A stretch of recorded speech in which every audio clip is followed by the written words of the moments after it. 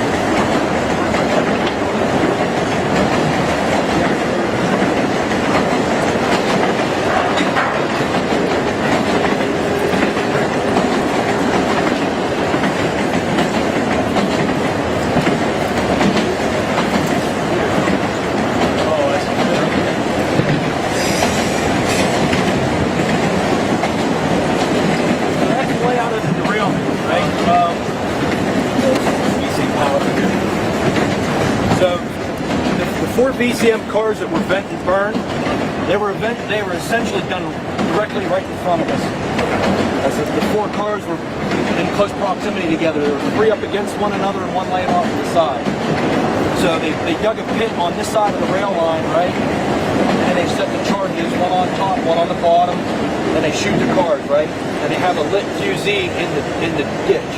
So when the product runs into the ditch, it hits that lit flare, and that's what lights it off. So none of the cars exploded, right? Right. Yeah. Now, is there any on-the-ground role for things at that point, or is that strictly first responder EPA? That's first responder, yeah, EPA. That's none of our roles, yeah. And then the second pit was done back there at the corner of that building because the other vinyl chloride car was back further in the consist. And it was done in a pit very similar to this one on this side of the rail. What's this guy right here? That was one of the cars that was in a derailment. Not 100% certain on the product in it, isobutylene. That's not one of the ones that's vented. No, it was not vented. And actually that car, as damaged as it is, it never lost any product. Oh, really? Yeah, so that car was not compromised in any way other than the flame and pinching on the side of it. We inspected the fittings on it yesterday and the hull was in good condition. So that's one of the more robust cars. That's one of the. Actually it's a DOT 105 specification tank car. So yeah, it's a pressure car for that flammable gas versus liquid. They're basically the 117s and the 105s. 117s for liquid, 105 for gas. Both 9/16-7-inch double hull insulated. Well, it's not a double hull. So what's on them is there's an insulation jacket. So the cars are thermally protected, and there's an 1/8-inch outer skin on it.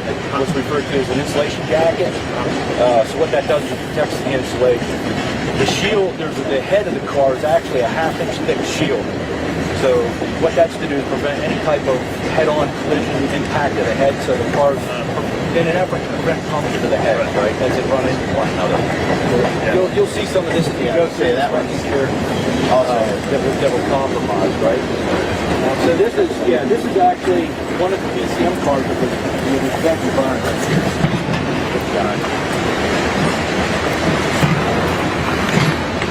So all the PCM, the vinyl chloride,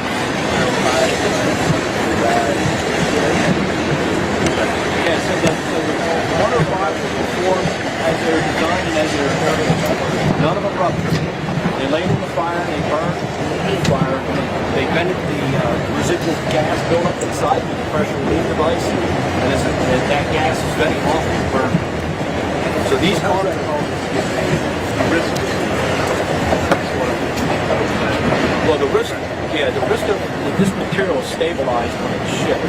So if it sees high heat, it becomes unstable and it can have a runaway reaction where it will polymerize. That was the threat. They were afraid that the cars were polymerizing, and if that's the case, the cars can actually rupture. And that was the concern.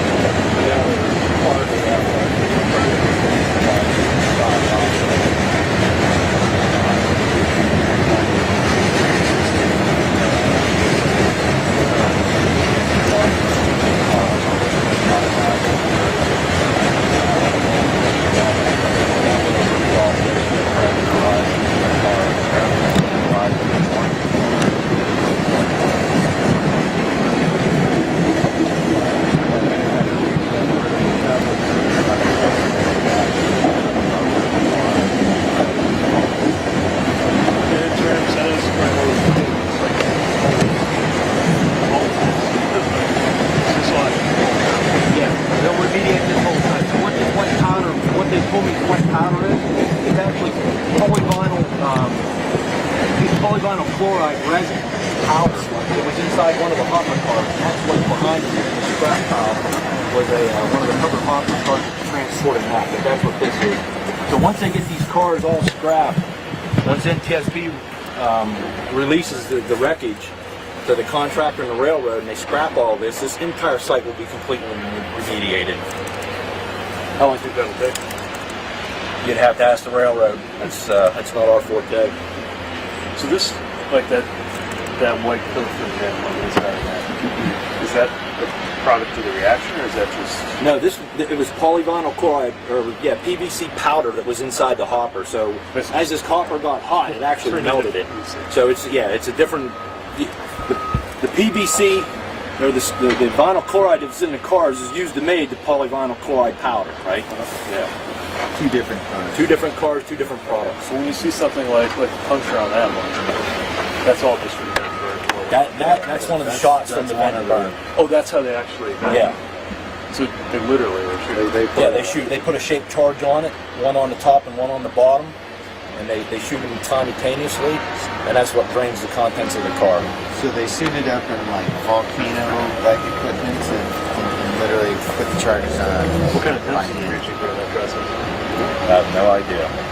Nothing. Yeah. I was a state away when they did it. Oh, yeah.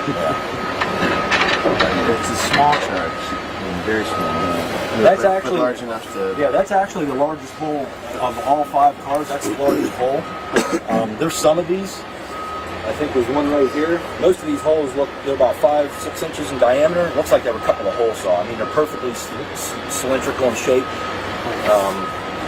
The folks that do it are very talented. And there's basically simultaneous charges, one on the bottom, one on the top. Right. And that allows the product to flow out and not explode. Which is the whole point, right? And then what do you think are the main things we can learn just from having access to this? You know, NTSB-wise versus FRA-wise versus PHMSA-wise. Like, do we have analytics that might benefit from access to this? Things we don't think we already know? Is the science straightforward enough that really it's more just kind of an incident?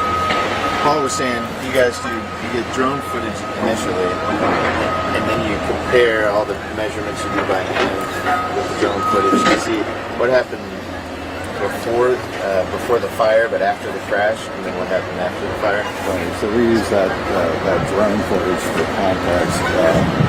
After we had these cars decontaminated and in the staging area, now they're ready for hot work. If we needed to cut in parts off of the cars, we came in yesterday. We did some detailed measurements of all the damage, so they're documented it all. If you notice on this car, the pressure plate housing is been removed. We have those currently stored in the trailer right now. We want to examine the pressure relief devices on all of the vinyl chloride cars around the valley. We're going to ship those to Texas to a facility where we're going to have them batch tested and then dismantled. We'll be going down there for that. So that was our area of concern given the pressure building up in the car. And the idea is to test their performance in that. Yes, make sure that they were working, see if there was any conditions that would suggest why they stopped operating. Compliance-wise, would there be anything we need to know from that about whether they were properly operated, or is basically satisfied with some more questions? Yeah, as far as we know, they were compliant. In looking at the wreckage, this is something that our team does. We assess a lot of these derailments that are involved tank cars. We have a database of all the tank car damage. That way we can look at performance, whether it be good or bad. And if we need to use that data to help drive regulation for improvement, right, we have the data to support it. So that's why we were here, and that's why we assessed, once again, collecting more data for our database. There is a thermal performance standard for these tank cars. How long should they survive in a pool fire? This is kind of real world opportunity to So see how those tolerances we're comparing what happened here to the standard. Now, the standard requires them to maintain lading retention for at least 100 minutes in the proof. At least we're way past that. We're looking at 68 hours until they And they held up. Of the tank cars, the hazmat tank cars, the only ones that failed were 111. Yes, that's right. Those are the ones The that legacy cars that will are get phased out. Yeah, the That's legacy coming. cars that are due to be phased out, those are the cars that failed. There was some 117s in this derailment. They were fine. They were fine. So, you know, I'm kind of interested in what we can do to speed that up. Yeah. 2029 for these other flammable liquids is the phase out. So I think part of what you see here is, regardless of what kind of tank the gases are in, if there's even one car on the train that's not at a high standard and it's flammable, the rest is at risk, right? Yes, it is. So you can have a cascading, Which could failure happen from here. one tank to the other. That was the concern with these VCM cars. Sure. That, one, should it fail, it could induce failures in the other forward, and it would be totally out of control. So, Survived a 47-mile-an-hour crash, or maybe a little bit less, but couldn't survive 2 days of sitting in fire. Yeah. Right, and potentially having a valve, pressure relief valve. But that's sent to Texas and being analyzed. we'll send our people down there along with this is the tank car manufacturer's facility, and when the trailer of the parts gets down there, we'll be there to open it, and then an FRA is going to be part of the inspection. So we saw the access to the Yes. stuff. Is there anything else that needs to be on site for you to learn from before the stuff all gets cut up and shipped out? At this point, I think at this point we're satisfied. We did a lot of that work yesterday. We completed a lot of it yesterday, and of course the week prior and right after the derailment, we've also been through all of this. We went through the pileup in situ before it was even moved over here, so we got all of that documented. I think at this point we're satisfied with what we have. I think the plan would be tomorrow to release these parts after the derailment to the elements. But the measurements, analysis, the inspection of the cars, and they planned for over a week and a half, because decontamination had to happen. Right. To be able to be here. We can only do so much until they've been decontaminated. Sometimes we find it necessary to cut plates out for testing or certain parts, and in this case we're taking the pressure plates from the top housing. You'll notice on all of the VCM cars there's a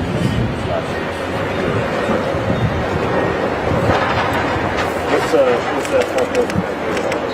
That's to protect its contaminated soil, I believe, for remediation. Is anything that's here now still an air hazard? It's volatile, or is the concern more what's in the soil itself? So while we were in here working, we had live air monitoring following us around. They did not find anything. You definitely, it's in the air. Yeah, and you can smell a little odor of the butyl acrylate. That car is right. It's that car right next to this one. It has a very low odor threshold. They will know that on this exposure. That's a very smell. What's that going to? Butyl acrylate. These are paints, precursor. It's used in manufacturing. Used for plastics. Product that you can use, but it's a raw material. And that acrylate is a very notorious chemical for the odor. It's a lot of liquidation. That's one of the challenges I would think from a response perspective is there's things that you can smell that maybe aren't at that threshold, and there's probably also things you can't smell that can hurt you. That's the problem with this. Yeah, so vinyl chloride has a lower threshold that's hundreds of times higher than combustible exposure. So it can hurt you way before you can You smell it. can't smell it in very bad atmosphere, so that is the danger. Not just in terms of the carcinogen effect, but in terms of acute. The acute exposure, that's exactly right. Yeah. Good news is, as far as we know, no one's been reported with symptoms of acute exposure. I have not received that in reports of it myself. EPA and Health Department.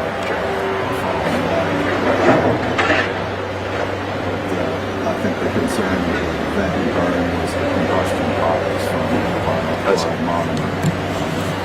That could include things such as hydrochloric acid, they were concerned about being particulate matter, carbon monoxide, all of that EPA was monitoring for.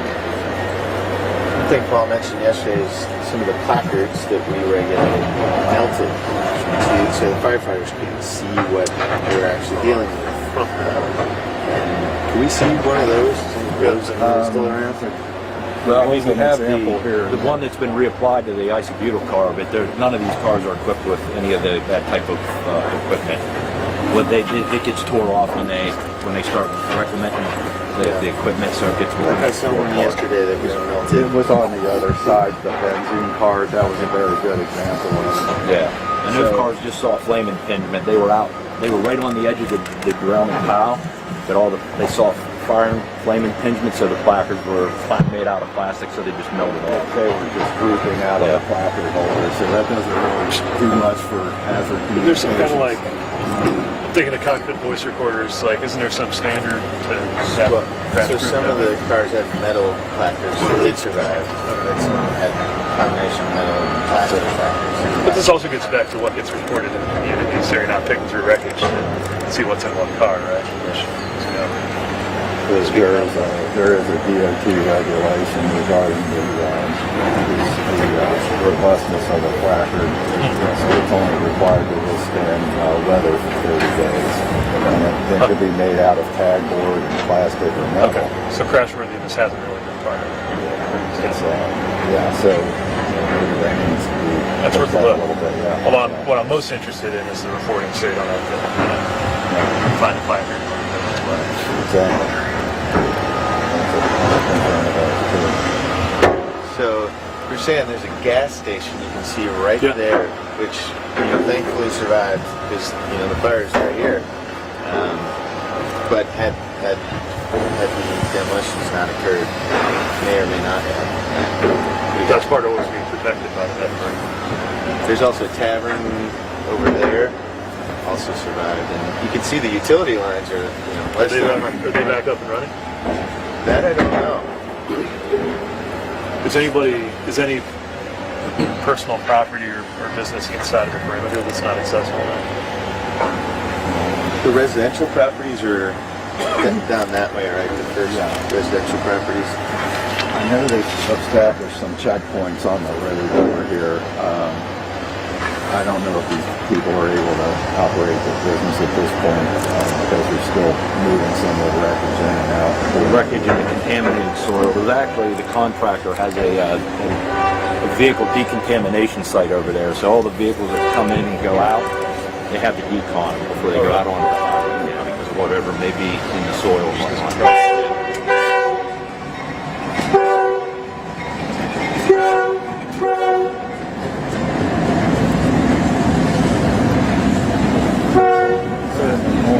Operations on that street are not yet resumed because that road is blocked with public. Was that gas station serving customers then? Yeah, I don't think so.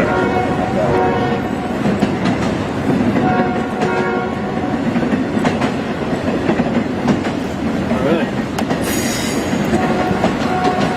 Very cool.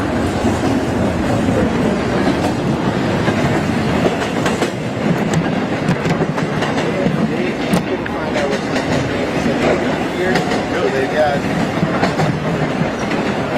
get here, and with the ASPRAIL app, we can get improvements where they can get that information before they hit the route and start looking up. All right, we got 5 or Is it ASPRAIL? they have. You have to get to the site, take a D train car, look it up, enter it into like manually on your phone. So it's good, but there's room for improvement. And they were saying, yeah, if we could just have that on the way, then we could be ready. We know exactly what we're going to face and how to deal with it. But instead, they get here and they're trying to figure out, all right, what's what, where is it, and how to deal with it. So there's definitely room for improvement on the emergency planning and response side, notification side.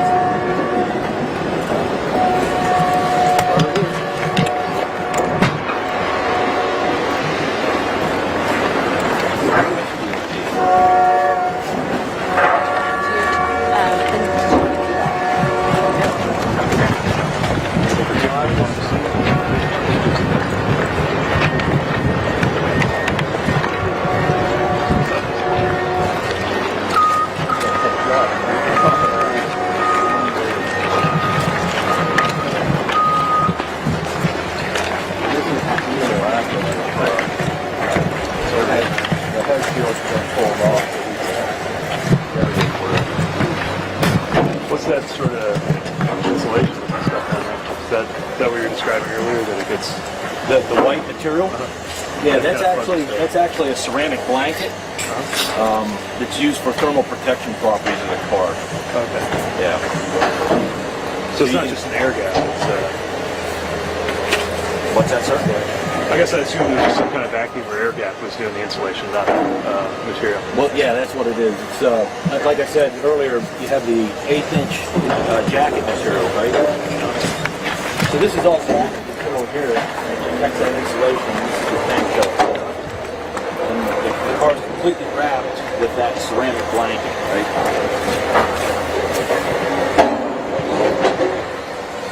The ceramic blanket with insulation, right? It's on the car, protected from thermal protection. So this car actually, it's kind of a hybrid. It's one of the older 111s, but it was actually equipped with a head shield, just for whatever This is a sort of up-armored 111, even though it wasn't. it was an up-armored, even though it wasn't required, right? They refer to them as a 111S, even though there's not a DOT spec for it. Not sure why the builder built that. Do you know how much of the fleet is still 111? Like how far along?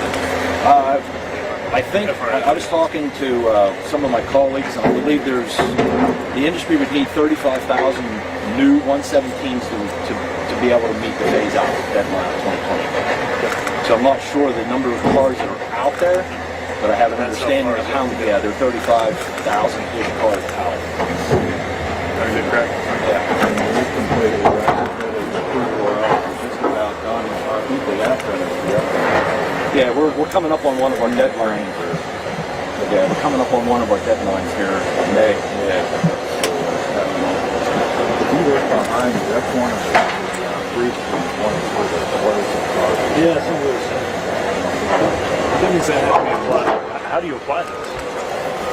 So they place sandbags, they put air binary material, they bring part A and they add part B to it on site. They add detonation charge to it. So it's almost like a plastic explosive. We have to cut this out. But that means the jacket off. that's what I'm saying. Like, a human being's got to be in here. Yeah, a human being had to come up close. They had to cut that hole out of the jacket, press it up against the shell, and tag it with sandbags. Is this where it would have been at the time? No, it's been moved. These were all laying out. These were all laying out on the railroad right away when they were shot. Because you would be able to. I'm surprised they were able to put it. That was the low end of the car. That would have been the liquid. Oh, okay. So, That would have been on the bottom.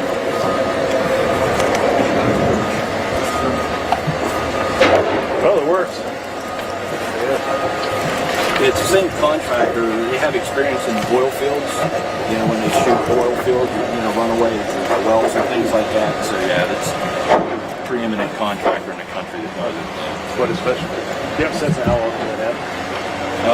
Not that frequent, but I mean, this did not come as a surprise, right? You know, the discussion of vent and burn cars has been done in the past with other tank car engine cars. Yeah. At least I'm all ago. Yeah, it's always the last resort. Sure. Yeah, of course. You can't. If the valves have been damaged, you can't use those to transload the car. Fire damaged valves are no longer going to work. They didn't want to have contact the car because of the danger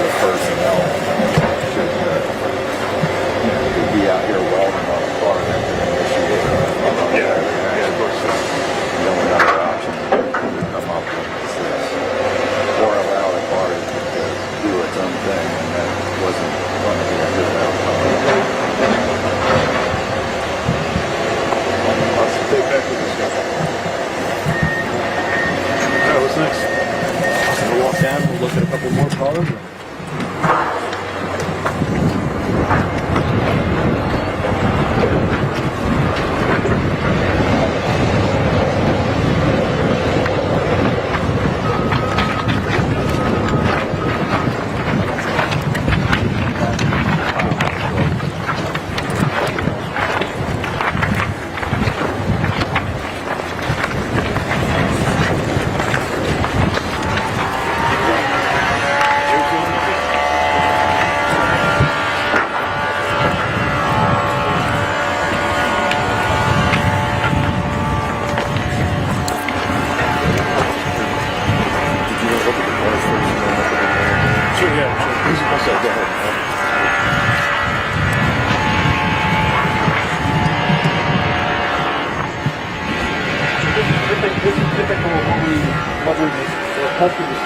One of the legacy DOT 111 non-jacketed cars. So these are the cars that are being phased out. No insulation jacket, no insulation. It's just steel panel. 7/16. That's it, one layer. One layer. This is it. 7/16 material. This material is a lesser strength than the newer 117 cars, and this is what a head impact looks like. This car was actually equipped with what's referred to as a half-height head shield. So essentially you can see the bracketry here, so it's only half the height. So what that head shield's on there for is to prevent if there'd be a coupler overpass, so when the cars are coupling up, if one would override the other, so it won't puncture the head. So that's why the head shield's only low. And there are some requirements for those to be on the car. Are those requirements based on what's in them? Based on the product that it's carrying with it. And this was in here then? This is the Dow car. This is ethyl hexyl acrylate. This is another acrylate car. What's that? Combustible liquid. Yeah. This material is very viscous. So to me, I mean, this is an example of where a lot of the focus is on gas cars, but if the flammable liquid car had been stronger, then it would have a different. The gas cars may not have been in a pool fire for 2 days. Yeah, so if you can keep this in the can, right, and then the gas cars would have been fine, the VCM. But yeah, this is pretty typical, right? Head impact. You can see all how that, the head and shell has been compromised. And obviously when it's on its side, I believe this car's been rotated now, so all the product just runs right out. Runs right out. Runs right out of the car and onto the ground, and if there's something, if there's an ignition, fire ignition source, off it goes. So again, this is one of the set for phase out. Are you surprised about the timeline on the 117s shifting around a little bit? No, I mean that's just that's the department working with the industry, to better understand. Like I said, we're still 35,000 cars out, knowing what the builders' capacities are. So, we can't establish unrealistic timelines and deadlines for industry to get there with things. And, without a sense. The capacity to build the cars has actually gone down since phase out. It's actually the capacity to manufacture.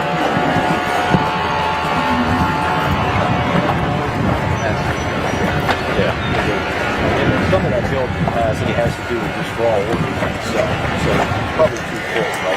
Traffic may be down. But since your announcement earlier this week, They starting to get ready? there's a lot of interest in those companies building cars. So certainly people are fine, but the industry is like they are a part of. They're leading the effort to delay the phasing. Back in 2016 and 2015 when we issued our rules. So is this for longer down and then it's leased in some way, or what's the relationship between the Class 1 and the cargo owners? Yeah, so most of the Class 1 carriers do not own fleets of tank cars, and the tank cars that the Class 1 carriers do own are for their diesel service for their own operation, right? So predominantly the tank cars that are used in transportation are owned, and most of them are owned by private entities, whether it be chemical companies themselves or leasing companies. This particular car, being the POWX, is owned by Dow Chemical Company. So you use it to either run, you know, a closed loop service between one valve facility and another valve facility, or load it in the valve facility and ship it to a customer that consumes the product, things like that. These cars normally aren't leased out when they're owned by a chemical company because they're using it for their own service. Regarding the hollow chloride product, we have one shipper, but they own 3 of the cars and they lease the other 2 from different entities. 3 different entities involved that run the car. Now, a lot of that decision comes down to cost versus capital versus, you know, buying a car versus testing for smart business. There's lots of leasing companies out there, you know, that are glad to lease cars, right? Did you say there was a journal man? Yeah, there's a wheel listed over here. We can look at that.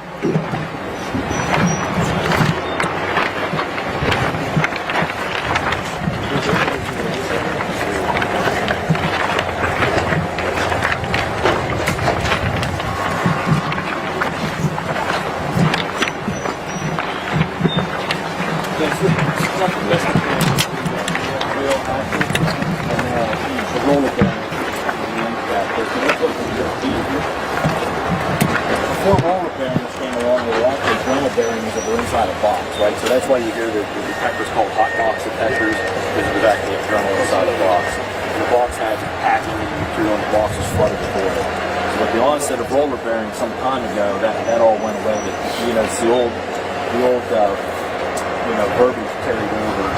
People still refer to them as journals, or, you know, hot box detectors, things like that. But that's essentially, you know, what burned off. You know, the rotating bearing, you know, just overheated and it melted away. What are some of that whole end section came off, right? Without getting into root causes that are still being figured out, what are some of the things historically that lead to that overheating?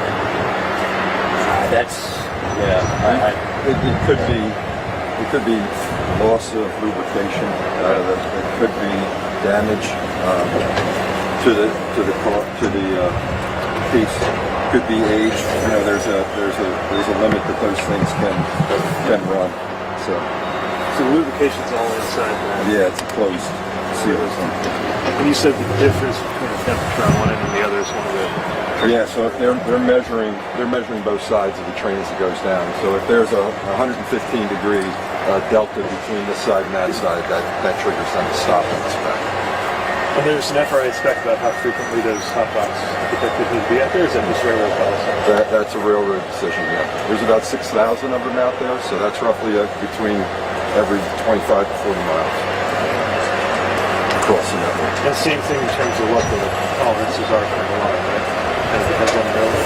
It does. And this fits up. If you can see that side frame there, so that truck, it's sort of hard to see, but that sits up in there. And so when this burns off, basically that side frame drops, and then that causes this is what's supporting the rest of the tank, the freight car, and it just falls off the rail. So You know what kind of car is sitting on this one? I don't know this. Not this one. Not this one. And as you can imagine, when they wreck this is helter skelter. You got one you need. Yeah, the car that was actually with the burned off journal was at the very front end, and the wheel and axle. I mean, it was completely removed from all the wreckage. It was out there by itself. The wheel was laying there. The axle, yeah. And you guys have it, right? NTSB has both the burn off journal bearing and the wheel studs. Examining on that. Is it a Texas stuff? Omaha, coordination with our PC lab. They're looking at EMDF on that.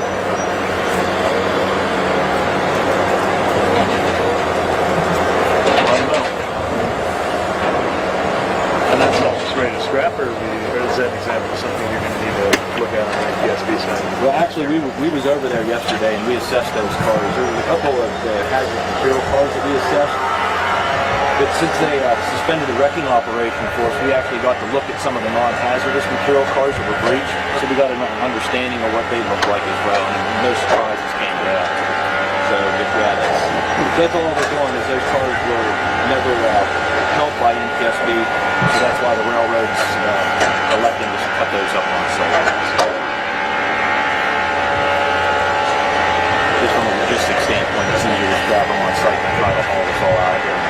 virtue of having been on a hazmat site like this, does that scrap filter in this special? This might be more EPA question. Do you know what happens to that scrap filter before you use it? I think it's just ordinary proposed scrap. Yeah, I mean, if the railroad with their contractors, if they assess it and determine if there's no contaminants on it, I imagine they'll just run to a regular scrap yard. Again, that's something we really don't get involved with.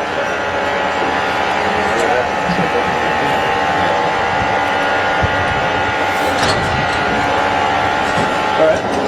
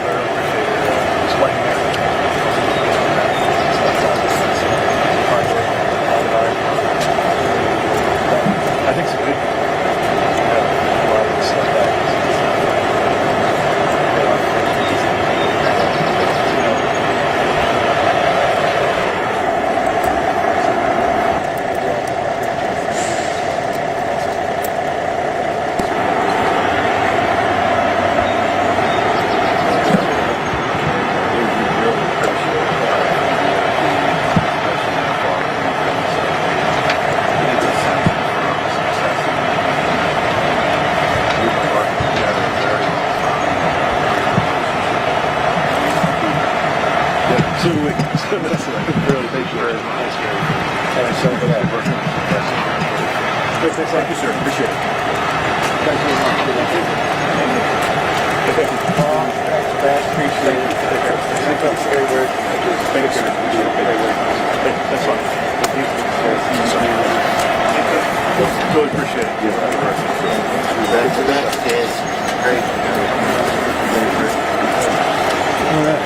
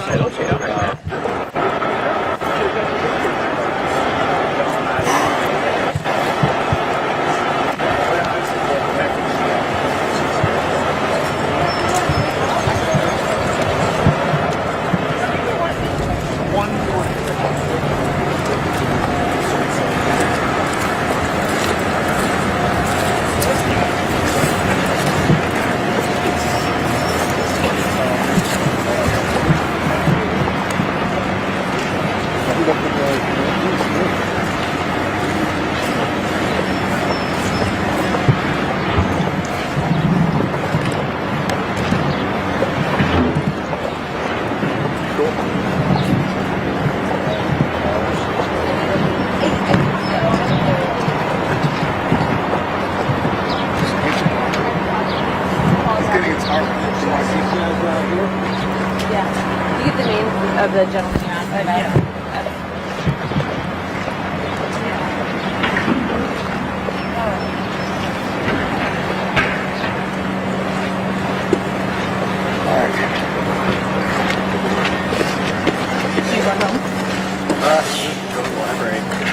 Oh, and then Brooke just for me to press it. Yeah. Brooke and Brooke. Hey, Carrie. Any indication or any, do you guys have any news to share about the presser, if there is going to be one? So we'll do immediate availability back here. He's going to go do some meetings where presence is not allowed. You guys are probably familiar with the church and whatnot. Yeah. So things are a little too timing wise, but I would say probably back here 11. Okay. Yeah. We'll have specific directions going out about an hour, but you guys step ahead of it. You know where to go. Okay. Yeah. I have a friend who's I guess in New York Times. She would get in touch with you. Should I just tell her to be here at 11? What's her name? Maddie McGarvey. Oh yeah, I heard from her. She probably reached out Probably has this an morning. RSVP. Okay, good. If she has any issues, just remind her that